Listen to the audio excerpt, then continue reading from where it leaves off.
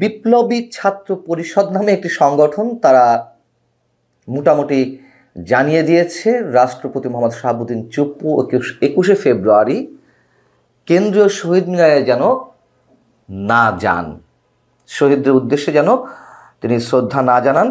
এবং এই যে বিপ্লবী ছাত্র পরিষদ নামে এই সংগঠনটিকে কারা সামনে এনেছে তাও আমরা অনুমান করতে পারি। বিষয়টি হচ্ছে যে বর্তমান সরকারের বিরুদ্ধে নানান ধরনের ষড়যন্ত্র চলছে, এটা সত্য কথা, এবং বিভিন্ন দাবি দাওয়াকে কেন্দ্র করে যে অস্থির পরিবেশের সৃষ্টি করা হচ্ছে, সব কিছুর পেছনে আওয়ামী লীগের দায় খুঁজে পাওয়ার অথবা আওয়ামী লীগ জড়িত আছে কিনা সেই গন্ধ খুঁজে পাওয়ার একটি চেষ্টা অনেকেই খুঁজতে পারেন, থাকতে পারে, অস্বাভাবিক কিছু না, কিন্তু সব কিছুতেই আওয়ামী লীগকে জড়িত করার একটা চেষ্টা, এটি এখন হাস্যকর অবস্থায় পরিণত হয়েছে। বিপ্লবী ছাত্র পরিষদ যেটি বলছে যে জুলাই অভ্যুত্থানে গণহত্যা চলাকালে রাষ্ট্রপতি মোহাম্মদ শাহাবুদ্দিন যে নীরবতা পালন করেছেন, জুলাই আগস্ট আন্দোলনে যে 2000-এর বেশি মানুষ নিহত হয়েছেন, এবং এই পুরো সময়টা জুড়ে রাষ্ট্রপতি মোহাম্মদ শাহাবুদ্দিন চুপ্পু নীরব ছিলেন, চুপচাপ ছিলেন। এবং যেহেতু একে একে শেখ হাসিনা সহ আওয়ামী লীগের নেতাকর্মীরা পালিয়ে গেছেন, সংসদ ভেঙে দেওয়া হয়েছে, এমপিরা পালিয়ে গেছেন, রাষ্ট্রপতি শাহাবুদ্দিন চুপ্পু থাকবেন কেন? এগুলো তো পুরনো কথা। আচ্ছা, সে বিষয়ে আসছি। রাষ্ট্রপতি তো, এই রাষ্ট্রপতির বিষয়ে আমার নিজেরও রিজার্ভেশন আছে। আমি নিজেও শাহাবুদ্দিন চুপ্পুকে কখনো রাষ্ট্রপতি হিসেবে মেনে নিতে চাইনি, সেগুলো ভিন্ন কথা, অনেক আগে এগুলো আলোচনা হয়েছে। কিন্তু আছেন তো তিনি, রাষ্ট্রীয় বিভিন্ন আচার তাকে পালন করতে হয় আমাদের সাংবিধানিক বিধিবিধানের মধ্যে থেকে, এবং খুব গুরুত্বপূর্ণ অনেক বিলে স্বাক্ষর করতে হয়। যেমন আমি যদি বলি যে প্রধান বিচারপতিকে যে তিনি নিয়োগ দিলেন, বর্তমান প্রধান বিচারপতি, এটি কেউ অস্বীকার করতে পারবে? তখন তো আমরা সব মেনে নিয়েছি। এই বিপ্লবী ছাত্ররা বা এই বৈষম্য বিরোধী ছাত্ররা তারা তো মেনে নিয়েছে। সবচেয়ে বড় কথা, জামাতে ইসলামী যাবে না কেন্দ্রীয় শহীদ মিনারে ফুল দিতে? যাইতো তারা, একটা সময় না যেত না। এবং আমরা যুদ্ধাপরাধী আলী হাসান মোহাম্মদ মুজাহিদ কিংবা মতিউর রহমান নিজামী,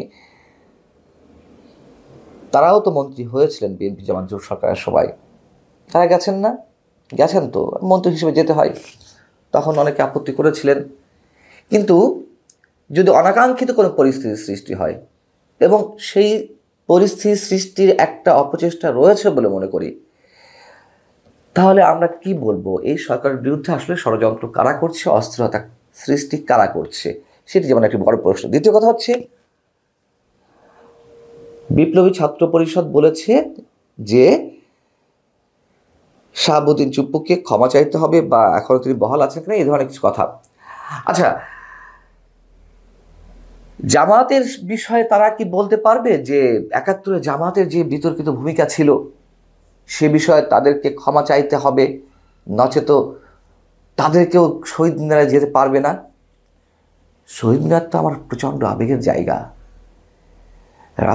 রাষ্ট্রপতি শাহাবুদ্দিন চুপ্পু তার দুর্নীতি কিংবা নীরবতা পালন করা মানুষত্বর বিষয়, আমি এটির সঙ্গে জুলাই অভ্যুত্থান কিংবা জুলাই আগস্ট আন্দোলনের সঙ্গে কোনো অবস্থাতেই কখনোই তো 71-কে মেলাতে পারি না, মেলানোর প্রশ্নই ওঠে না। সেই দুঃসাহস কারোর থাকা ঠিক নয়, কিন্তু সেই দুঃসাহসটা আমরা দেখছি। তো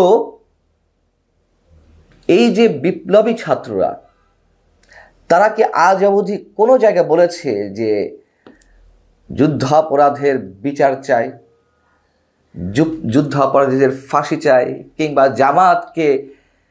জামাতকে ক্ষমা চাইতে হবে, নইলে তারা রাজনীতি করতে পারবে না?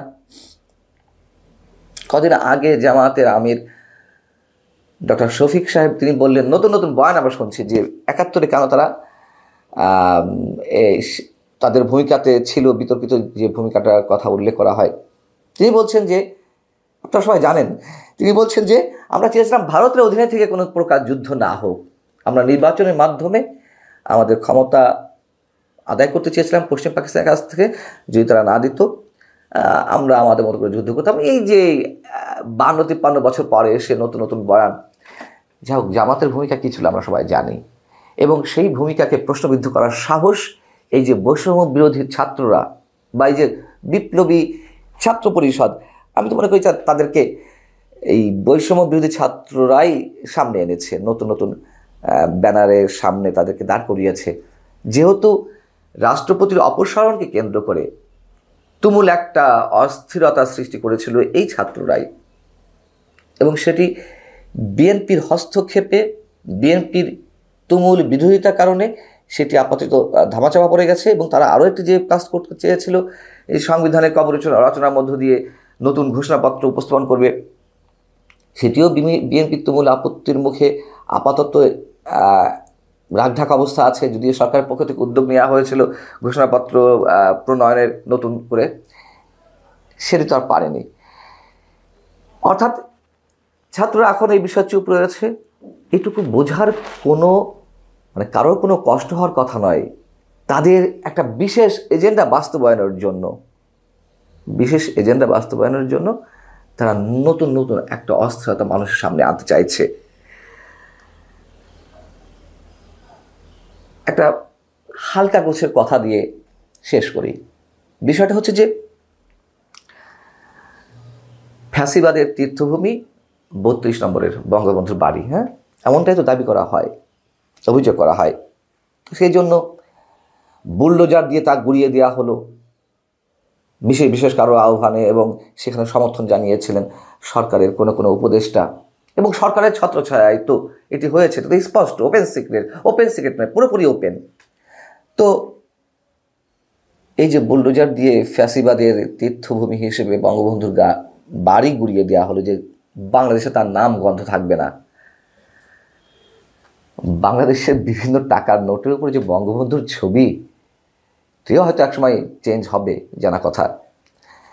কিন্তু সেই বঙ্গবন্ধুর ছবি যুক্ত টাকা বুক পকেটে নিয়ে ঘুরতে আপনাদের খারাপ লাগে না? টাকা ছিঁড়ে ফেলেন তো দেখি কেমন পারেন। তা করবেন না। তারপর একটা কথা আছে না, পাগলও টাকা চেনে। তো ওই সব জায়গা থেকে আমি বুলডোজার ভাড়া করে রাষ্ট্রীয় সমর্থনে ভয়ঙ্কর একটা অবস্থা তৈরি করে বঙ্গবন্ধুর বাড়ি গুড়িয়ে দেব, কিন্তু তার ছবিযুক্ত টাকা আবার বুক পকেটে নিয়ে ঘুরব, তার স্মৃতিস্মারক, তাকে কেন্দ্র করে যেসব ভাস্কর্য সারা বাংলাদেশে রয়েছে সেগুলো সব গুড়িয়ে দেওয়া হবে। কিন্তু ওই জায়গাটি আমরা দেখব না যে টাকা ছুঁড়ে ফেলবো।